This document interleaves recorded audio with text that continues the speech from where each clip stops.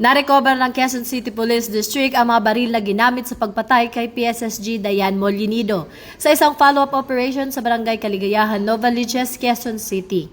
Kabilang sa mga nakumpiska ang isang 45 caliber pistol, 3 magazine, pocket gun, at 55 na bala, pati na rin ang pares ng plaka ng sasakyan na binibiripika pa sa LTO. Nakuha ang mga ebidensya sa bahay ng ina ng nasibak na pulis na si Christian matapos magbigay ng impormasyon ang kanyang kapatid.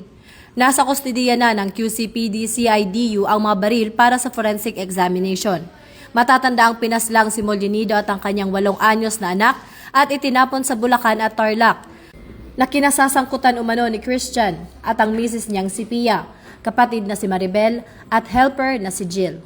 Ito ang bagong PNP para sa bagong Pilipinas, serbisyong mabilis, tapat at nararamdaman.